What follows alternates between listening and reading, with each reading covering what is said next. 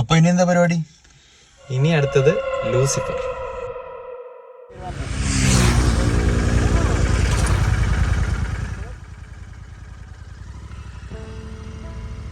Lucifer church അല്ല, Dracula church. Lucifer church ഒരു cinema ഇറങ്ങിയത് ഒന്നാന്ന് പറയാം.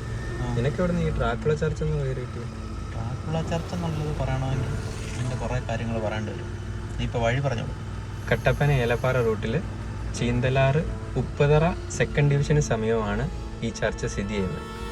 ഈ church Saint Andrew's CSI church അല്ലെങ്കിൽ ലൂസിഫർ ചർച്ച് എന്ന് പറഞ്ഞാലും ആൾക്കാർക്കെല്ലാം അറിയാൻ പറ്റും. അല്ല, ഡ്രാക്കുള ചർച്ച്. ഇനി കുറച്ചു മുമ്പേ പറഞ്ഞ ഡ്രാക്കുള ചർച്ചിനെ പറ്റി എന്താ ഇതിന്റെ പുറയിൽ എന്താ? ഇതിൻ്റെ പുറയിൽ കുറേ കഥകളുണ്ട്. എന്നാ ഒന്ന് പറഞ്ഞു കൊടുക്ക്.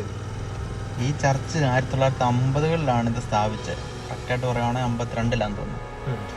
അന്ന് JM വിൽക്കി എന്ന് പറയുന്നൊരു സായിപ്പ് ഇവിടെ വന്ന തൊഴിലാളികൾക്കും ഇവിടെയുള്ള അടുത്തുള്ള ആൾക്കാർക്കൊക്കെ വേണ്ടിയിട്ടാണ് ഇത് സ്ഥാപിച്ചത്.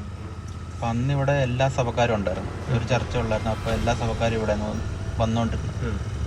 പിന്നീട് ഇതിൻ്റെ അടുത്ത് മറ്റ് സഭകളുടെ ചർച്ചൊക്കെ വന്നപ്പം എല്ലാവരും അങ്ങോട്ട് അടുത്തുള്ള ചർച്ചുകളിലേക്ക് മാറി. ഇതേ പേര് തന്നെ എനിക്ക് 4-5 കിലോമീറ്ററുള്ള ഒരു പള്ളിയും കൊണ്ട്. അപ്പോൾ എല്ലാവരും അങ്ങോട്ട് മാറി. പിന്നെ ഇവിടെ മാസത്തിലൊന്നായി കുർബാന. പിന്നെ പതിയെ ആരും ഇങ്ങോട്ട് വരാതെയായി. ഇതിങ്ങനെ കാട് കയറി കിടക്കുന്നതുകൊണ്ടാണ് എല്ലാവരും ഇതിനെ ഡ്രാക്കുള ചർച്ച് എന്ന് പറഞ്ഞത്. ഇപ്പം ഇവിടെ കുർബാന, ഹോളി മാസ് കാര്യങ്ങളൊന്നുമില്ല. ഇപ്പം പടത്തിൻ്റെ ഷൂട്ടിങ് കഴിഞ്ഞിട്ട് അതിൻ്റെ പ്രൊഡ്യൂസറാണ് ഈ പള്ളിയൊക്കെ ഇതുപോലെ പണിതെന്നാണ് പറയപ്പെടുന്നത്. ഇപ്പോൾ ഉണ്ടോ എന്ന് എനിക്ക് കറക്റ്റായിട്ട് അറിയില്ല. ഇപ്പോൾ വരുമ്പോഴാണെങ്കിലും ഗേറ്റൊക്കെ ഫുള്ള് ക്ലോസ് ചെയ്തിട്ടേക്കും. ഒരാൾക്ക് കയറാവുന്ന ഭാഗത്തിന് എന്തോ തുറന്നിട്ടുണ്ട്. അപ്പോൾ നമുക്ക് കയറി ഫോട്ടോയും കാര്യങ്ങളൊക്കെ എടുക്കാൻ പറ്റും.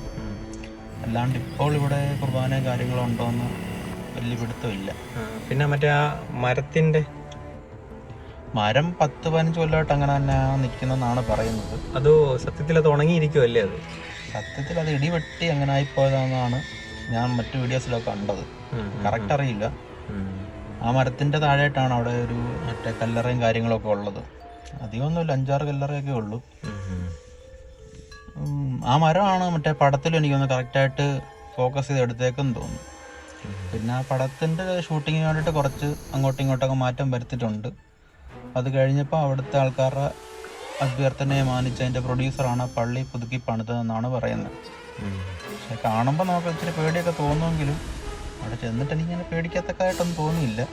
ഒരു ലൊക്കേഷൻ കവർ ചെയ്യാം എന്നേ ഉള്ളൂ അല്ലേ? നമ്മൾ ആ വഴിക്ക് പോയിട്ട് വരുമ്പം ഒരു സ്ഥലം കയറി ഇറങ്ങി കണ്ടിട്ട് വരാം. അടുത്ത ഏത് സിനിമയുടെ ലൊക്കേഷനിലോട്ടോ? അടുത്തത് ചാർലി.